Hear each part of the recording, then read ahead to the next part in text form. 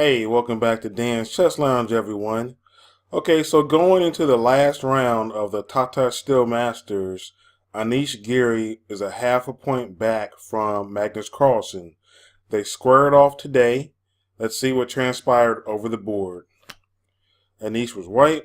He played e4. Carlsen played c5, knight f3, knight c6. And we have an open Sicilian. So that's good. That should mean that it's going to be some action. It's not going to be a quiet, passive game. We should have some fireworks. C takes d, knight takes, knight f6, knight c3, and then you have e5. Now Carlsen has been playing this Sveshnikov real heavy and real deep ever since he prepared it for Fabiano Caruana for the World Match Championship. So every time he plays Sicilian lately, he's been going for the Sveshnikov. Knight db5, d6. This is all known theory. In the World Championship match, Fabiano was playing knight d5 against him, and that goes knight takes, pawn takes, and it pushes the knight back to b8. And it looks real bad for black, but the knight can come back out via d7. And then the bishop comes out to e7. Black can castle if he wants to castle and throw his g and f pawns and get like a pretty strong kingside attack. So it kind of looks bad for the moment, but black is actually all right. If you notice, the hole here on d5 is plugged with a pawn, whereas normally white can utilize that space there with the knight to jump back and forth, and then also maybe try to beat up on the backwards d pawn here on d6 in the normal Sveshnikov.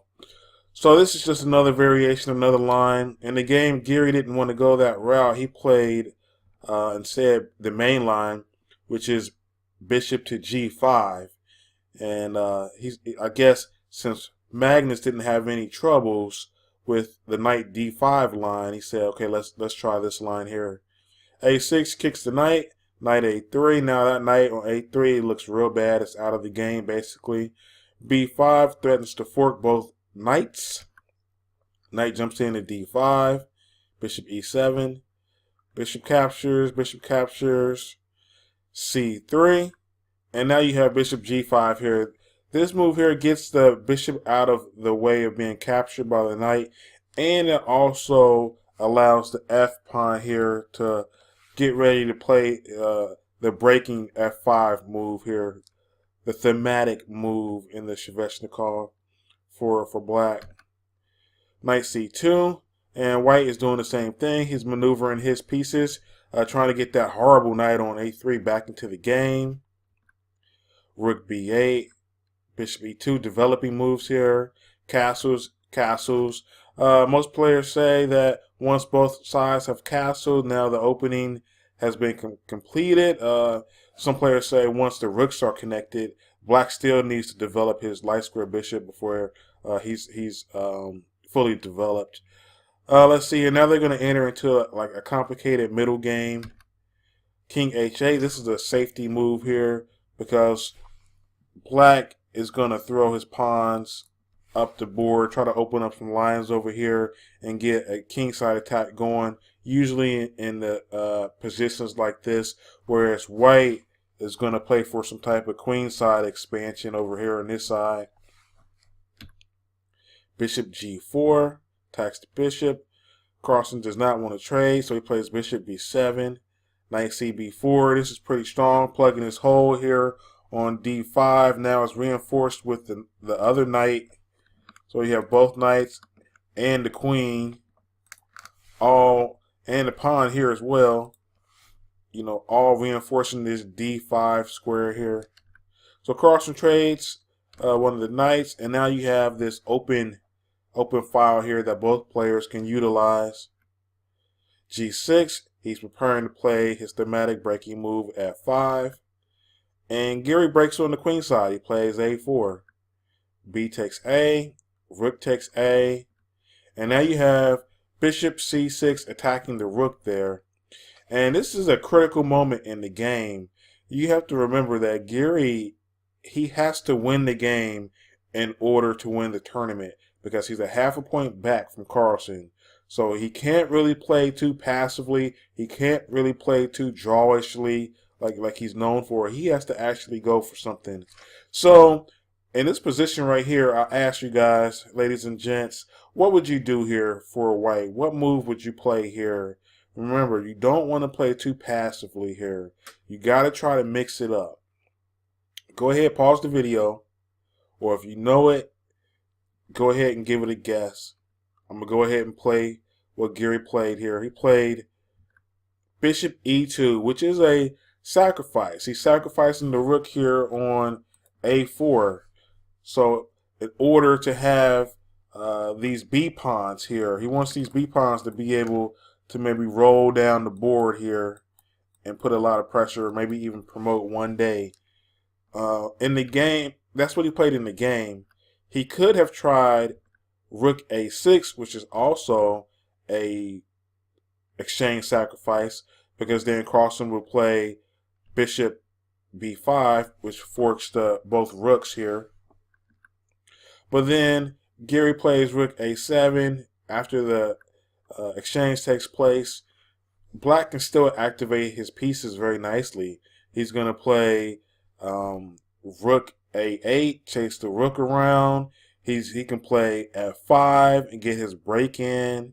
So Black is actually doing perfectly fine here, and he's up in exchange. So that didn't look too pleasing for Giri. Instead, he could have played Rook A3, and that's just retreating the rook. It's not very ambitious at all, and it would kind of lead to a position like before that's a slightly better for Black. Let's go ahead and take a look at this line. He would go ahead and take the knight on D5, queen takes. Now the first B pawn is hanging here, captures the pawn, rook captures on A6, but then you have Rook D4. This hits the pawn on E4 and it attacks the queen. So, and if you notice, this pawn here on B2 is isolated and it is not going to roll down the board at all. It's going to get stopped. So that would be like a monster target there. So that didn't look too pleasing for Giri, so he didn't play that as well. So like I said, in the game, he went ahead and played Bishop E2, which is a pawn sack. Which is a rook exchange sack. Carlsen captures the rook. Queen takes A4. And now he's hoping that, his pawns can be some type of compensation, and he's hoping to scoop up this pawn here on A6. Carlsen kept his composure. He went ahead and executed his plan. He played F5. E takes F, rook takes, and now Bishop D3. This hits the rook, and it also hits the pawn on A6. So Giri is going to win that pawn there. The rook gets out of the way of the attack, and he scoops up the pawn on A6. So now, what's going on here in the position? Carlsen has these semi-open files here for his rook. His pieces is somewhat activated. Not as activated as Giri's pieces, though.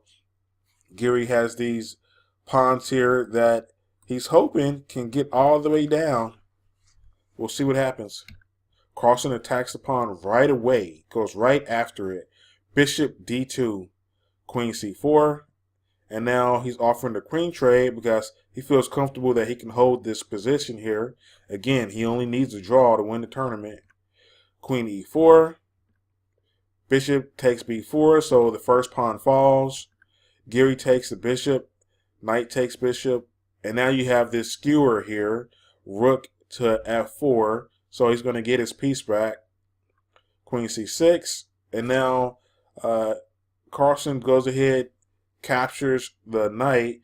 And now he's also attacking that B pawn. So Giri's plan is kind of falling apart here.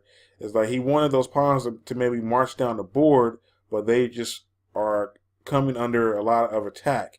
Now Carlsen's central pawns are being attacked as well. Giri snaps it off. Carlsen plays Queen F8, and he gives up the last central pawn here. But if you notice, the position has simplified a lot, and a draw was agreed to at this moment. At first, I thought it was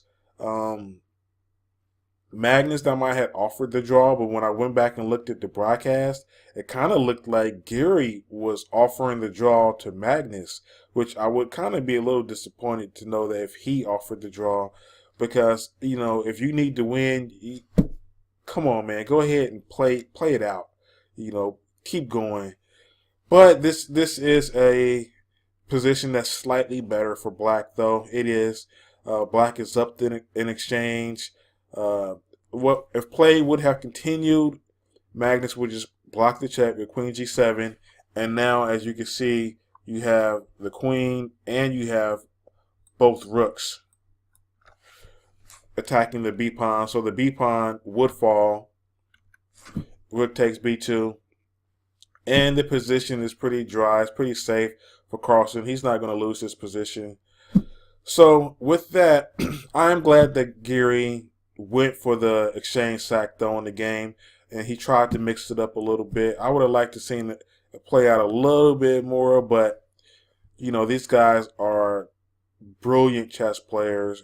So if he felt like it was a draw, it probably was a draw. So with that, though, Magnus Carlsen wins the 2019 Tata Steel Masters tournament for a for a seventh time. And I just want to say Magnus is an awesome player. He's definitely the best player in the game. He wins in classical chess. He wins in rapid chess. He wins in blitz chess.